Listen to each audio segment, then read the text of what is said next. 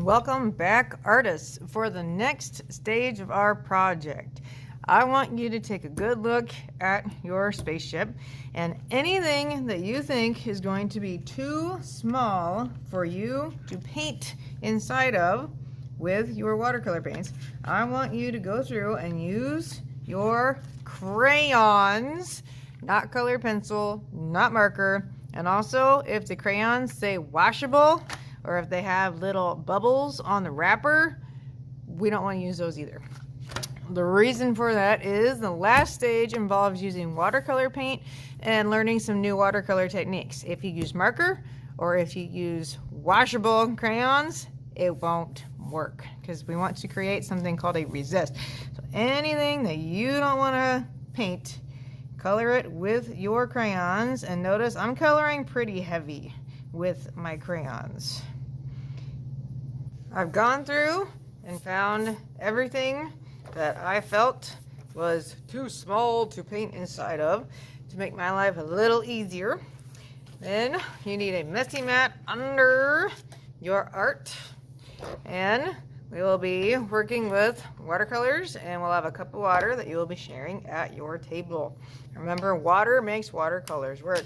One of the things we're doing is learning a new technique. And when you're painting, it's best to start at the back and work your way forward. In the case of watercolors, we start at the back, and as we come forward, we kind of have to skip around a little bit so the colors don't run into each other. So I'm going to turn this upside down and show you our new trick. Next, we're going to work with a color group known as intermediate colors. Intermediate colors are colors that are next door to each other on the color wheel. Usually, there's a primary and a secondary involved. For example, if you have yellow and orange, yellow is primary, orange is secondary. They mix and they will make yellow-orange.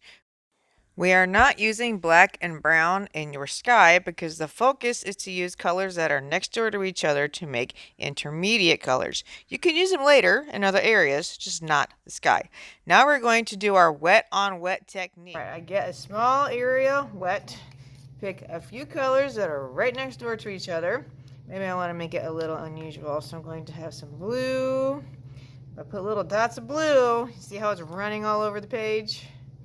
It's like it's exploding. Find a next door color. So I think I'll take some green and just make some dots of green. If it starts to run where you don't want it, clean your brush, pinch it dry. Use your brush like the world's smallest mop. And you mop until it quits running all over creation. Then repeat. So I chose blue and green that are next door to each other for my sky. I'm continuing with that. So get another section a little wet. Add some blue dots. Clean the brush. Add some green dots. If you want them to blend together more, you can always use your brush and kind of direct where those colors are traveling.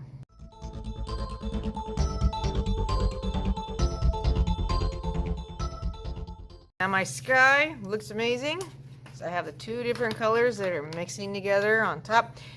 Since this is super wet, I'm going to leave this section alone for now. If I paint this right now, what will happen in my sky? The colors are going to run together. We don't want that. So I'm going to skip that section and move down here. And if you want to use that technique again, you can. If you want to just paint it like we normally do, you can. That is your choice.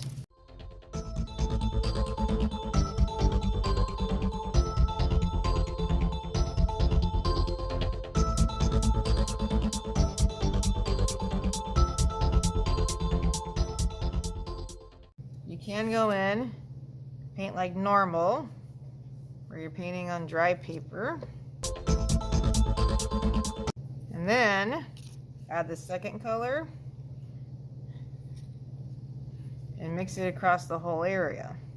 So your two colors will mix together. And one more time, they need to be next door to each other on the color wheel, or they will not make nice colors. So now I have a blue violet on my mountain.